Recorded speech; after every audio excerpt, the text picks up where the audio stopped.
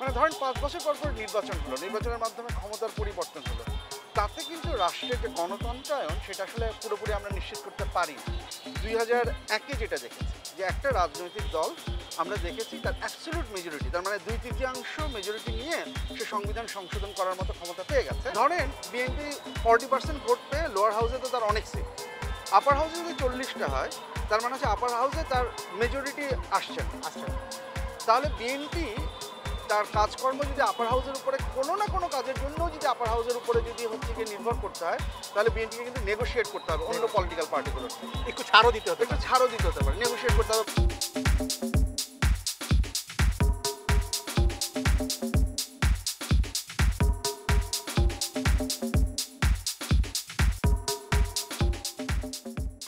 শুধু দর্শক মণ্ডলী, আপনাদের সকলকে স্বাগত জানাচ্ছি। আমি ফাহিম মাসুদ। আমরা আজকে ভয়েস ফর রিফর্মের মেরামত আড্ডা অনুষ্ঠানে আপনাদের সাথে কথা বলছি। আমার সাথে আছেন ঢাকা বিশ্ববিদ্যালয়ের অধ্যাপক ডক্টর আসিফ জাহান। ধন্যবাদ আপনাকে আমাদের সাথে জয়েন করার জন্য। আমরা আজকে আলোচনা করব যে একটি বিষয়ে অনেক বেশি আলোচনা হচ্ছে সংবিধান সংশোধনের প্রস্তাবের, উচ্চকক্ষ সংসদ নিয়ে। আমরা জানি যে একটা প্রস্তাব এসেছে, রাজনৈতিক দলগুলো থেকেও এসেছে এবং বিভিন্ন সংবিধান নিয়ে যারা কাজ করছেন বিভিন্ন কমিশন, তাদের সংবিধান সংশোধন কমিশন যেরকম প্রস্তাব করেছে, নির্বাচন নিয়ে যেই কমিশন কাজ করছে তারাও প্রস্তাব করেছে যে সংসদে দুটো কক্ষ থাকবে, একটি হচ্ছে নিম্নকক্ষ এবং আরেকটি হচ্ছে উচ্চকক্ষ। এই উচ্চকক্ষ নিয়ে আসলে আমাদের অনেকেই অনেক কথা বলছে, এটা কিভাবে ফর্ম হওয়া উচিত, এর রোল কি হওয়া উচিত, সেটা নিয়ে আপনাদের সাথে আমরা আলোচনা করব। তো আসিফ জাহান, আপনার এটা নিয়ে অলরেডি আপনি কাজ করছেন, বেশ কিছু জায়গায় আপনি লেখালেখিও করেছেন। আমাদের যদি একটু বলেন যে এই যে দ্বিকক্ষ সংসদের ব্যাপারটা, এটার আসলে ব্যাকগ্রাউন্ডটা কি, কেন এটার প্রয়োজন আমরা মনে করছি, এবং এটার আসলে কোন দিকে এখন আসলে একটা আমরা যেহেতু ঐক্যমত্য নিয়ে কাজ করছি, কোন জায়গাটায় ঐক্যমত্য আমাদের জরুরি এই বিষয়ে? অনেক ধন্যবাদ। আসলে এই যে দ্বিকক্ষের ব্যাপারটা নিয়ে আমরা এখন আলোচনা করছি, কিন্তু এটার যেটা একটা বড় কারণ সেটা হচ্ছে যে আমরা যদি গণতন্ত্র নিয়ে কথা বলতে যাচ্ছি এবং আমরা যেটা বলতে চাচ্ছি যে গণতান্ত্রিক একটা রাষ্ট্র আপনি যখন তৈরি করলেন, আপনি একটা নির্বাচন যেটা করতে পারেন, নির্বাচন একটা গণতান্ত্রিক রাষ্ট্রের ভিত্তিটা স্থাপন করে দিতে পারে। কিন্তু একবার একটা রাষ্ট্র গণতন্ত্রের দিকে যাত্রা শুরু করবার পরে গণতন্ত্রের একটা প্রাতিষ্ঠানিকীকরণের দরকার পড়ে, গণতন্ত্রের একটা কনসলিডেশনের দরকার পড়ে। এখন এই গণতন্ত্রের কনসলিডেশনটা বলতে আমরা কী বুঝি? মানে ধরেন ৫ বছর পর পর নির্বাচন হলো, নির্বাচনের মাধ্যমে ক্ষমতার পরিবর্তন হলো। তাতে কিন্তু রাষ্ট্রের যে গণতন্ত্রায়ন সেটা আসলে পুরোপুরি আমরা নিশ্চিত করতে পারি না। কারণ আমরা জানি যে রাষ্ট্রের যে বিভিন্ন অর্গানগুলো আছে, যে এক্সিকিউটিভ, লেজিসলেচার বা জুডিশিয়ারি, তাদের মধ্যে একটা চেক অ্যান্ড ব্যালেন্স থাকা দরকার। আমরা এইটা বুঝি যে এক্সিকিউটিভ যদি অত্যাধিক ক্ষমতাশালী হয়ে যায়, খুব বেশি পাওয়ারফুল হয়ে যায়, এক্সিকিউটিভের কাজকর্ম যদি হচ্ছে বিচার বিভাগ বা আইন বিভাগের নিয়ন্ত্রণের বাইরে চলে যায়, তাহলে সেটা আর গণতান্ত্রিক রাষ্ট্র থাকে না, সেইটা এক ধরনের নির্বাচনী স্বৈরতন্ত্র বা নির্বাচনী একটা স্বৈরতান্ত্রিক ব্যবস্থাতেই ট্রান্সফর্ম হয়। এবং আমাদের দেশের বাস্তবতায় আমরা যদি দেখি, দেখুন আমরা তো ২০০৮-এর আলাপ বাদ দিই, আমরা যদি ৯১ থেকেও শুরু করি, ৯১-তে আমাদের একটা নির্বাচন হয়েছে, ৯৬-তে হয়েছে, মাঝখানে একটা ঝামেলার পরে ২০০১-এ হয়েছে, ২০০৮-এ হয়েছে। প্রত্যেকটা নির্বাচন যখন হয়েছে, এই নির্বাচনের মাঝখানের যে ৫ বছর, ৯১ থেকে ৯৬, ৯৬ থেকে ২০০১, এই ৫ বছরে আমরা কিন্তু দেখেছি এক্সিকিউটিভই প্রচণ্ড ক্ষমতাশালী ছিল। আমরা দেখেছি একটি রাজনৈতিক দল বা একজন ব্যক্তি ভয়াবহ মাত্রায় ক্ষমতাশালী হওয়ার একটা প্রক্রিয়া সেখানে থাকে, মানে তার উপর কোনো ধরনের কোনো কন্ট্রোল থাকে না। এবং সেটারই সবচেয়ে ভয়াবহ রূপটা আমরা দেখেছি ২০০৮-এর বাস্তবতা।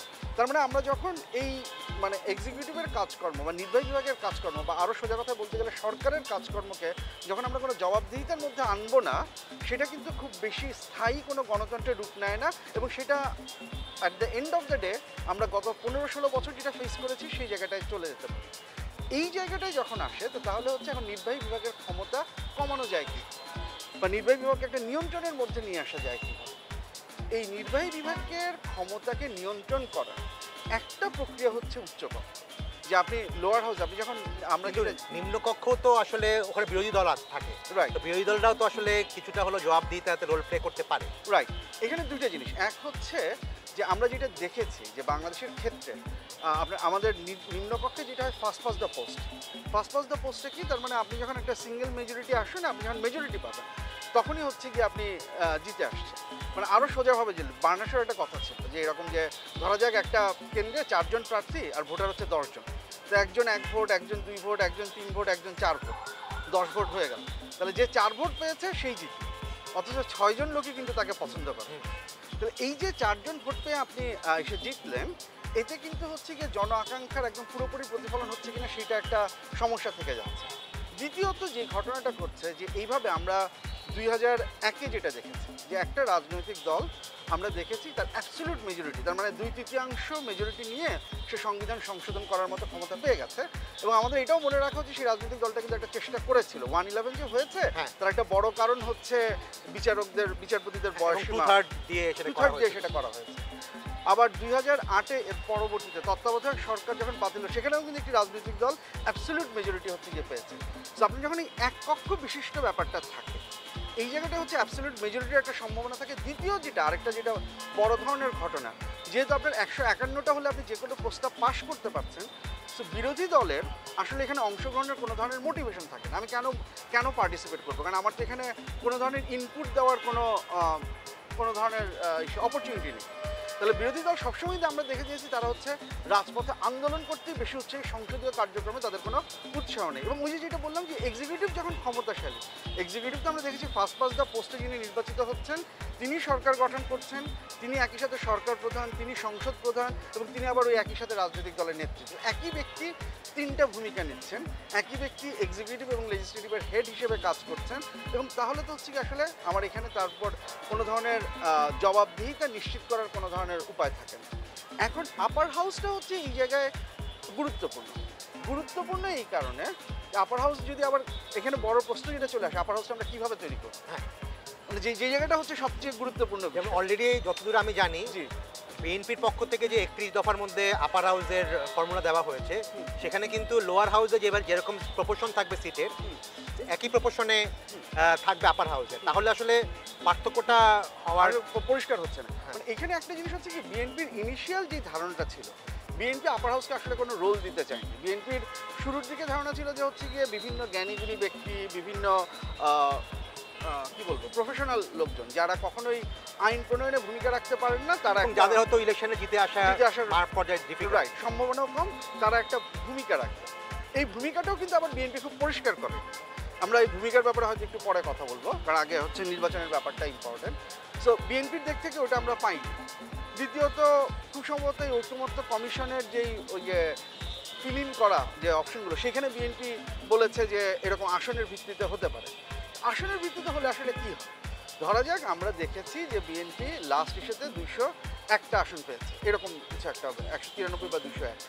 তাহলে 201 যদি হয়, তো সেটাকে যদি আপনি আপার হাউসের 100 সিটে কনভার্ট করেন, তাহলে বিএনপির হাতেই তো মেজরিটি থাকে, 60টার বেশি থাকতেছে। তো 60টার বেশি সিটে নিয়ে বিএনপি তো আবারও লোয়ার হাউসে যেটা পাশ করবে, আপার হাউসের আসলে সেখানে কোনো ধরনের কোনো রোল থাকতে পারছে। আপার হাউসকে তো আপনার, যদি আপনি আপার হাউস তৈরি করেন, আপার হাউসকে তো কোনো একটা ভূমিকা দিতে হবে, আপার হাউসের তো কোনো একটা রোল থাকবে। সেই রোলের ডিসকাশন আমাদের দুইটা জিনিস নিয়ে আলোচনা হওয়া খুব দরকার।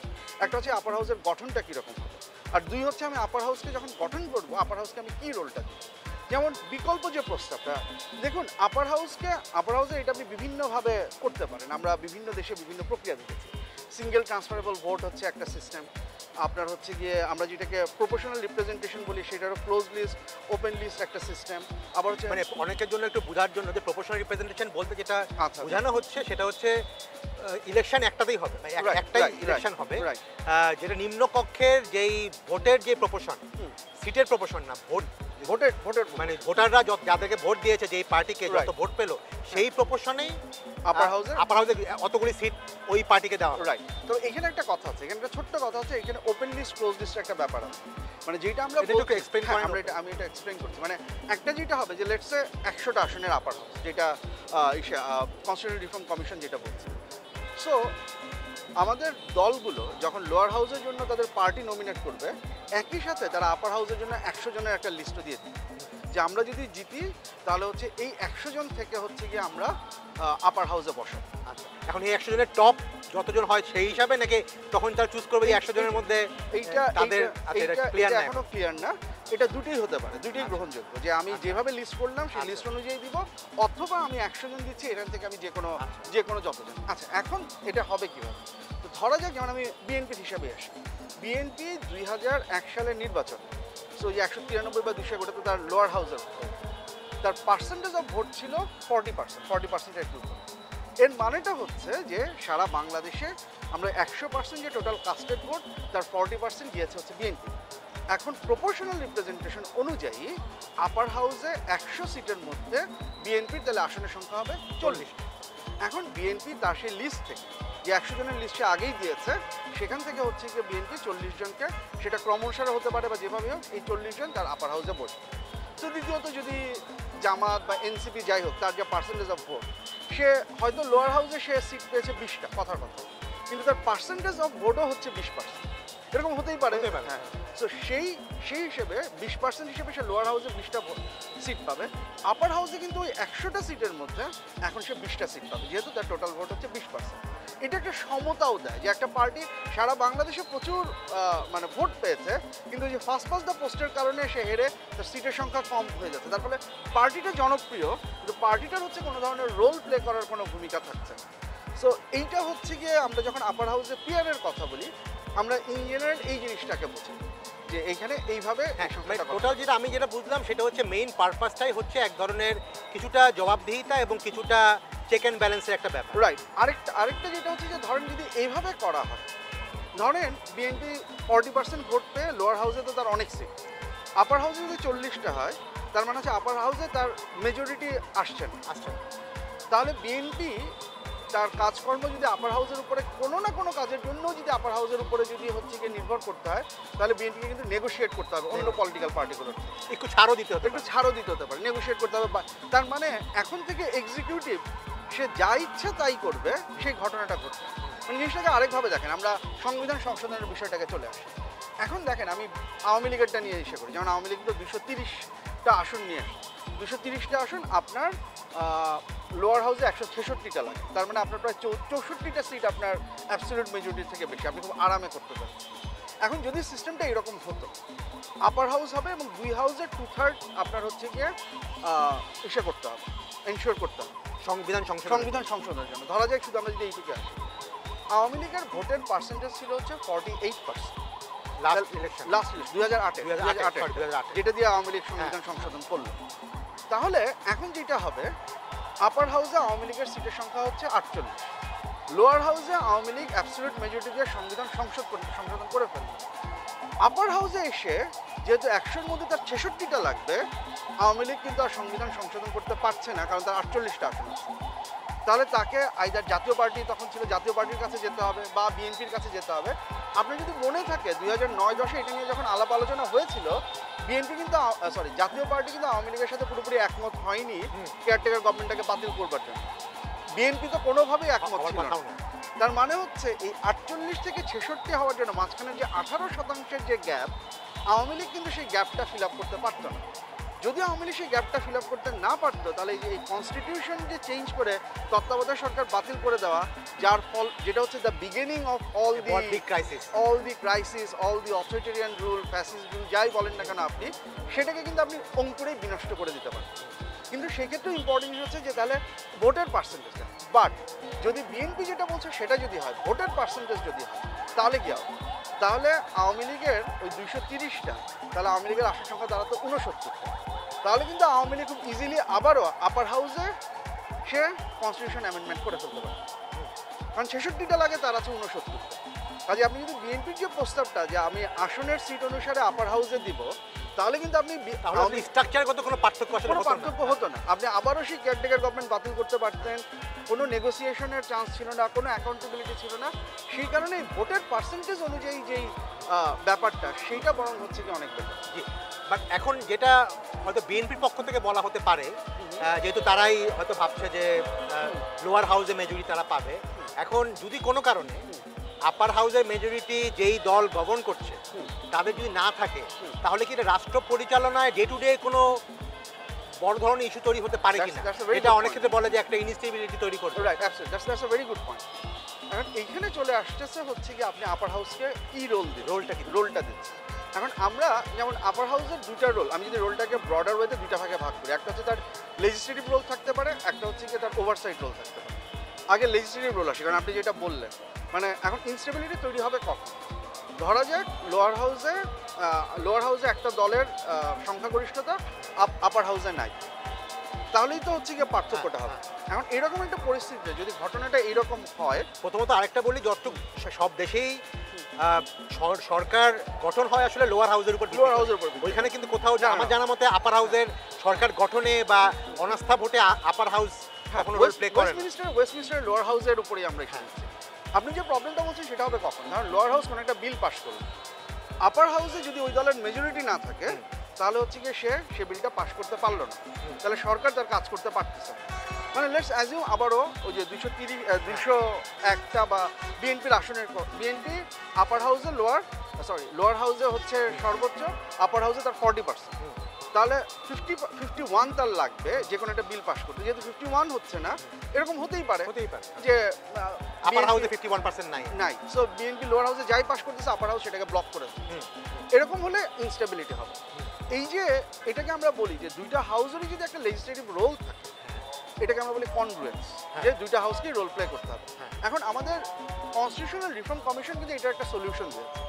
সলিউশনটা হচ্ছে এই জায়গায় যে প্রথম সলিউশন হচ্ছে আপার হাউস কোনো ল ইনিশিয়েট করতে পারবে না, যে কোনো ল সেটা Lower house ইনিশিয়েট করতে থেকে হবে লোয়ার হাউস। ওকে, এখন লোয়ার হাউস ইনিশিয়েট করলো, পাস করার পরে according to constitutional reform commission upper হাউসে যখন যাবে, আপার হাউস প্রথম অবস্থায় সেটাতে ডিসএগ্রি করতে পারে, লেটস সে 50 হলো না, আচ্ছা, তখন ওটা সে লোয়ার হাউসে আবার পাঠাবে। লোয়ার হাউস তখন আবার ওটা দেখবে, দেখে তারা তাদের মতো করে চেঞ্জ করবে বা ডিসিশন নেবে, না আমরা চেঞ্জ করবো না করে তারা আবার সেটাকে আপার হাউসে পাঠাবে। আপার হাউস ধরা যাক আবার সেটাকে বিবেচনা করলে আবার সেটাকে রিজেক্ট করে সে আবার লোয়ার হাউসে পাঠাবে।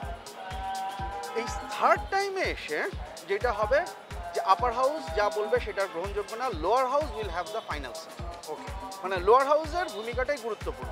আপার হাউস যদি আর লোয়ার হাউস যদি মানে সোজা কথা হচ্ছে আপার হাউস এবং লোয়ার হাউস যদি ডিসএগ্রিমেন্টে আসে, লোয়ার হাউসেরটাই তাহলে lower house will have a final say, যার ফলে হচ্ছে গিয়ে সরকারের ক্ষমতা মানে সরকারকে তার ক্ষমতা এক্সারসাইজ করতে কোনো ধরনের সমস্যা ফেস করতে হবে না। হয়তো একটু সময় লাগতে পারে কিন্তু অ্যাটলিস্ট এক Right. ধরনের আলোচনার রাইট তৈরি হবে। রাইট। বা আপনি যদি ব্যাক অ্যান্ড ফোর্থ নাও রাখেন, কারণ এটা তো আমরা এখন নেগোসিয়েশন করছি, হ্যাঁ। আপনি ধরুন ব্যাক অ্যান্ড ফোর্থ রাখলেন না, পুরো জিনিসটা একবারই আপার হাউস একমত করলো না, লোয়ার হাউসের কাছে পাঠালো, লোয়ার হাউস বললো যে না আমরা আমার আগের মতামতে স্থির আছি, হ্যাঁ। অথবা আমরা একটু চেঞ্জ করে আমরা এখন এটাকে পাস করাই দিই, হ্যাঁ। তাহলে আপনার সেই সময় ক্ষেপণের ব্যাপারটাও গেল, সেটাকেও আপনি তাহলে ইনস্টেবিলিটি তৈরি হলো না।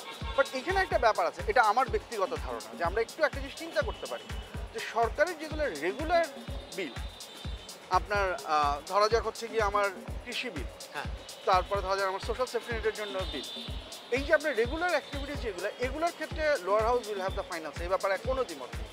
কিন্তু সরকারকে তো অনেক সময় অনেক আইন তৈরি করতে হয়, যে আইনগুলো হচ্ছে জনগণের যেটা নাগরিক অধিকার সেটাকে খর্ব করে। আমাদের কনস্টিটিউশন আমরা যেটাকে হচ্ছে ফান্ডামেন্টাল রাইটসে যেটা রেখেছি, এমন তো হতে পারে যেমন আমাদের সাইবার সিকিউরিটি অ্যাক্টের কথা বল, জননিরাপত্তা আইনের কথা বল, বা বিশেষ ক্ষমতা আইন যেটা আমরা দেখলাম কিছুদিন আগেও, এটা একটা ইউটিলাইজেশন।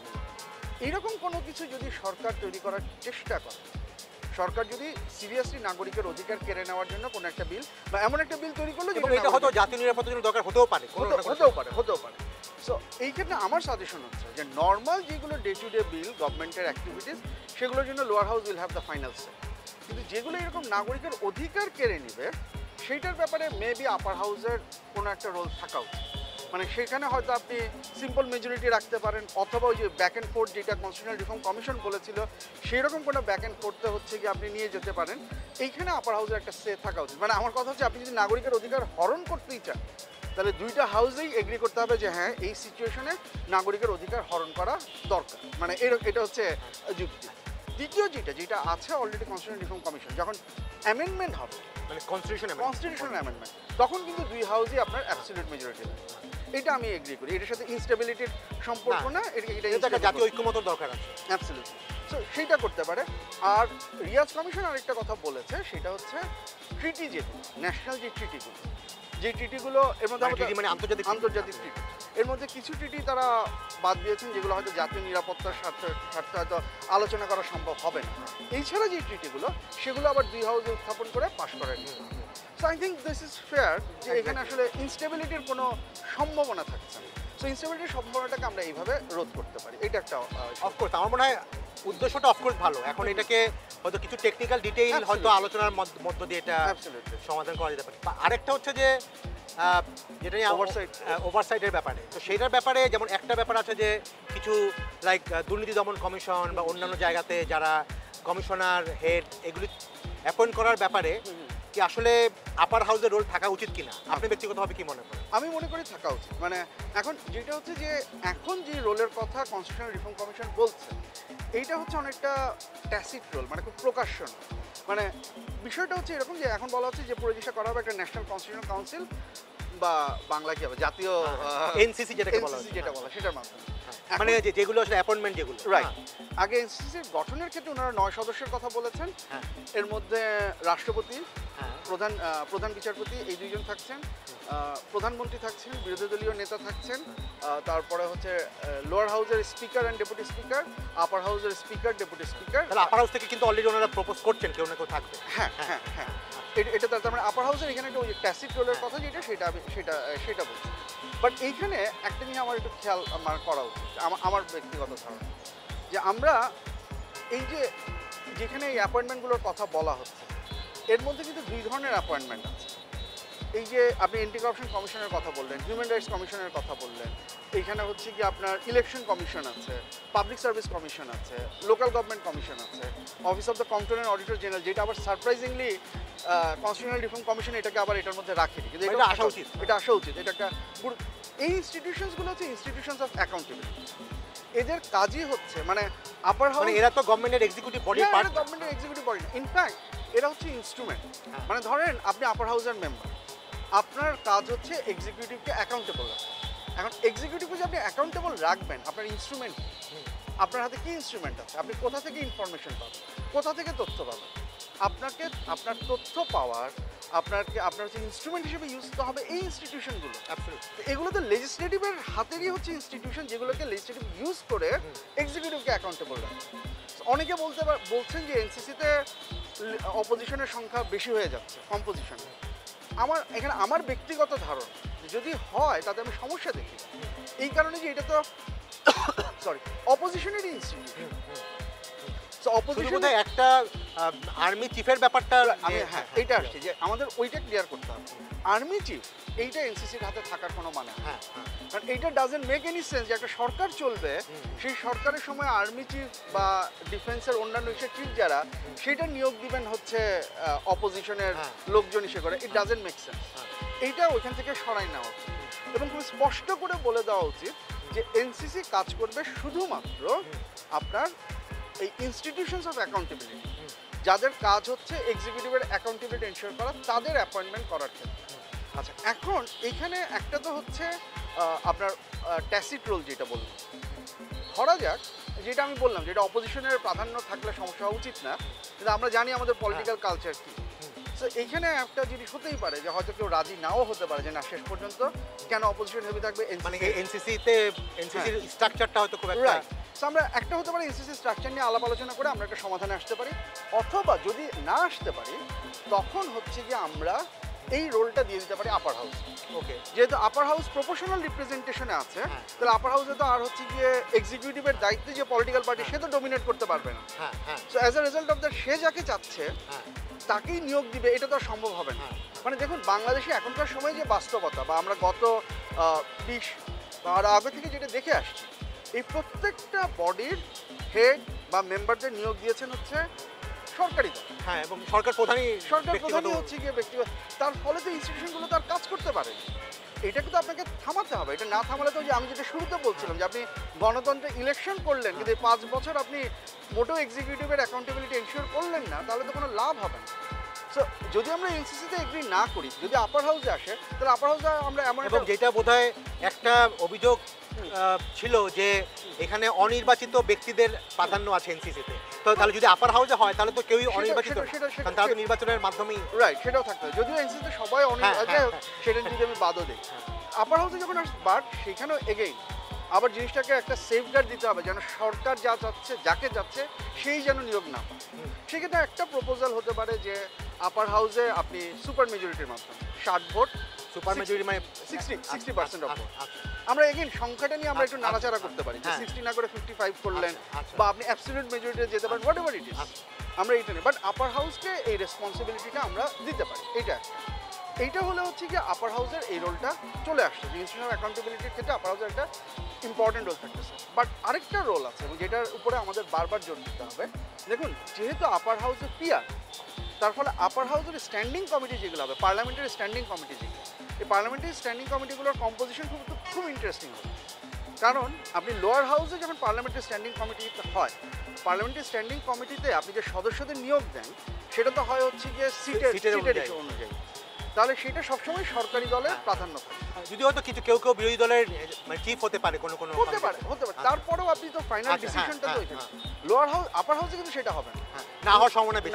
না হওয়ার সময় ধরা যাক হাইয়েস্ট আপনি 50% ভোট একটা রাজনৈতিক দল দেবেন। হ্যাঁ, তাহলে আপনি যদি 10 সদস্যের একটা স্থায়ী কমিটি বানান, হ্যাঁ, তাহলে সরকারি দল থেকে যাবে 5 জন, হ্যাঁ, বাকি রাজনৈতিক দলগুলো হবে হচ্ছে 5 জন। হ্যাঁ। তার ফলে কিন্তু একটা ইকুয়াল Balance থাকবে, বার্গেনিং, হ্যাঁ, এবং ওই যে কথাটা আমি বলতেছিলাম যে বিরোধী দলের তো একটা ইনসেন্টিভ লাগবে যে আমি কেন হ্যাঁ, পার্লামেন্টারি কাজে হ্যাঁ, জয়েন করব।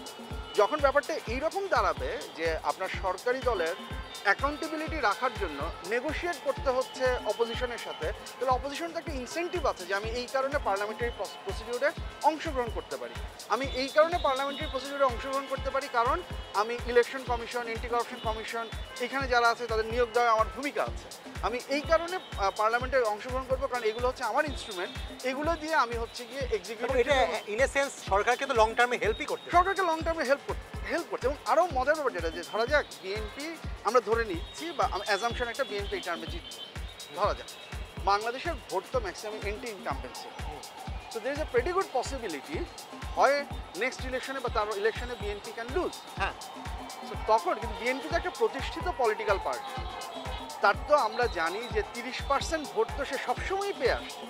আপনি খেয়াল করে দেখেন এই 30% ভোট লোয়ার হাউসে তাকে মেজরিটি দিতে পারে, নাও দিতে পারে, কিন্তু আপার হাউসে এই 30% ভোট যদি তার থাকে, যখন সে একটা অপোজিশন, এই 30% ভোট দিয়ে সে এক্সিকিউটিভ 30টা সিট দিয়ে সে এক্সিকিউটিভের অনেক কিছুই হচ্ছে গিয়ে চেঞ্জ করে এবং দিতে পারবে। যেটা বড় সমস্যা হয় যে একটা দল ক্ষমতা থেকে চলে গেলে হ্যাঁ। তার উপরে যেই অত্যাচার নেমে অত্যাচার আসে আসে, right. সেটা কিন্তু তার জন্য একটা safeguard. Absolutely, that's a very good point.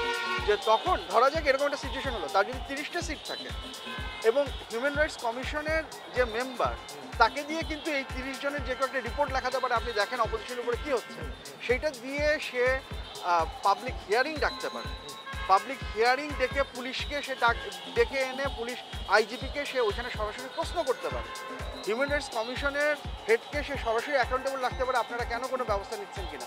আপনি দেখেন মানে হুইচ উইল একটা প্রোটেকশন আপনাকে দিচ্ছে আপনি যখন ক্ষমতা থেকে সরে যাচ্ছেন, এবং একই সাথে জবাবদিহিতা এবং সংসদে এই নেগোসিয়েশন এবং বার্গেনিংয়ের বিশাল একটা অপরচুনিটি তৈরি করে দিচ্ছে। So that's the thing. মানে আমার কাছে মনে হয় যে এখানে এটাকে আমরা বলি ক্ষমতার ভারসাম্য। হ্যাঁ, ক্ষমতার ভারসাম্য, চেক অ্যান্ড ব্যালেন্স, সবগুলোর একটা কিন্তু মেকানিজম, হয়তো প্র্যাকটিক্যাল মেকানিজম এখান থেকে আসতে পারে। এখানে এটা প্র্যাকটিস করতে এবং গিয়ে আমরা- এবং ক্ষমতা শেয়ারিং, আমি মনে করি যে Absolutely, power sharing. পাওয়ার শেয়ারিং এর একটা Power ব্যাপার sharing. চলে আসে। এবং আরেকটা যেটা ইম্পর্টেন্ট, এটা হয়তো এটা করতে গিয়ে আমরা অবশ্যই ঝামেলায় পড়ব, সবসময় এই ঝামেলাগুলো হয়, বাট দিস ইজ হাউ, মানে এটা তো একটা ইনস্টিটিউশন বিল্ডিং, আমাদের তো ইনস্টিটিউশনগুলো নাই। আপনি যদি এখন বলেন যে আগেই আমরা ভালো ছিলাম ইনস্টিটিউশনগুলো ছাড়া, তাহলে তো আমরা কোনো সামনের দিকে দাগাচ্ছি না, আমাদের ইনস্টিটিউশনগুলোকে তো বিল্ড করতে হবে। তো সেই বিল্ডের একটা চমৎকার অপরচুনিটি আমরা এখন পাচ্ছি। হ্যাঁ, আমার মনে হয় খুবই একটা ফ্যাসিনেটিং একটা ডিসকাশন হলো। আপনার কি ব্যক্তিগতভাবে মনে হয়, কারণ আমি যতটুকু দেখছি বিভিন্ন পত্রপত্রিকায়, অনেক সিভিল সোসাইটি আলোচনার মধ্যে এই ব্যাপারে একটা অনেক, সব ব্যাপারে সবাই ঐক্যমত না হলেও একটি সিভিল সোসাইটি এবং একটা সমাজের বড় অংশ এই ব্যাপারে কিন্তু আসলে চাচ্ছে আপার হাউস পিয়ারে। right. আপনি কি আশাবাদী যে যেটা আমরা যতটুকু জেনেছি যে এনসিপি এটার ব্যাপারে খুব পজিটিভ, Right. জামাত বোধহয় দুটো আপার হাউস এবং দুটোতেই লোয়ার পেয়ে হাউস আছে, দুখানে হ্যাঁ। পেয়েছে, অর্থাৎ আপার হাউসের না তার চাওয়ার কারণ নেই। বিএনপি কি আপনার কাছে মনে হয় যে যদি এটার মানে of course we think that BNP তো লং টার্ম পার্সপেক্টিভে একটা চিন্তা Right, করবে, right. হ্যাঁ, তো আপনি কি আশাবাদী যে বিএনপি ওই ব্যাপারে একটা পজিটিভ জায়গা নিবে? I think so. কারণ তারা তো অলরেডি I আপার think হাউসের upper- ব্যাপারে কিন্তু তারা রাইট নিজেদেরই 31 দফার মধ্যে আছে। রাইট, মানে যেটা তো পরিষ্কার যে আপার হাউস যে হবে এটা নিয়ে কারো কোনো দ্বিমত নেই। হ্যাঁ, দ্বিমতটা হচ্ছে আপার হাউসের কম্পোজিশন কী হবে, ফাংশন কী হবে। আমার তো মনে হয় হচ্ছে গিয়ে বিএনপি যদি একটু লং টার্মে চিন্তা করে তাদের এখানে লাভবান হওয়ার একটা পসিবিলিটি আছে, এবং বিএনপি যদি অ্যাকাউন্টেবিলিটির ব্যাপারটাকে ধরতে পারে, আমার মনে হয় এখানে বিএনপির কোনো একটা কারণে হয়তো কোথাও বুঝতে সমস্যা হচ্ছে। এবং একই সাথে ওই যে যেটা বললাম যে কনসেশনগুলো, আর্মি চিফের পজিশনটা আপনি হ্যাঁ। এনসিসি থেকে সরায় না, কোনো সমস্যা নেই। মানে তার তো যে কোনো সরকারি দলের ডে টু ডে কাজে তো আসলে আপার হাউস বাধা দিতে পারতেন, বাধা দিবেন না। রাইট, হ্যাঁ, হ্যাঁ, ওইটা যদি আমরা এনশিওর হ্যাঁ, করি যে হ্যাঁ। ডে টু ডে কাজে বাধা দিবে না, আপনার এক্সিকিউটিভ অ্যাপয়েন্টমেন্টগুলোতে কোনো বাধা দিবে না, হ্যাঁ। এই নিশ্চয়তা তাহলে আই থিঙ্ক বিএনপি হোপফুলি, কারণ আমরা তো দেখেছি যে গোয়ারতুমি রাজনীতির ফল কী হয়। So I'm sure that BNP as a big political party, they have also seen that, তারাও তো এটা দেখেছে, and we all expect they learn something from it। এবং আরেকটা জিনিস, এই নেগোসিয়েশনটা এবং বার্গেনিংটা যদি এখন হয় তাহলে দেখেন এটা আমাদের কী পরিমাণ ম্যাচিউরিটি ইন্ডিকেট করে যে আমরা একটা ডেমোক্রেটিক প্রসেসের দিকে যাচ্ছি, সেটার হিসেবে। যেটা সবচেয়ে ফান্ডামেন্টাল সমস্যা আমাদের গত 20-25 বছর আমরা দেখেছি যে winner takes all. Winner takes all, এখন রাইট সেই জায়গাটাতেই আসলে একটা বড় গুরুত্ব রাইট রাইট। পরিবর্তন। আমরা যদি এখন উইন সাম লুজ সামে যদি হ্যাঁ, যেতে হ্যাঁ। পারি তাহলে হচ্ছে কি সেটা। ডক্টর আসিফ খান, অনেক ধন্যবাদ। অনেক আমার মনে হয় আমাদের দর্শকরাও এই ব্যাপারে আরেকটু খোলাসা একটা আইডিয়া পেলো। তো আমরা ভবিষ্যতে এরকম আরও আলোচনা আয়োজন করছি। আপনারা আশা করি আমাদের এই অনুষ্ঠানটা দেখবেন, এবং আপনাদের যদি কোনো সাজেশন থাকে, কমেন্টস থাকে, পরামর্শ থাকে, আপনারা আমাদেরকে দিবেন। ভয়েস ফর রিফর্মের পক্ষ থেকে আপনাদের সকলকে ধন্যবাদ।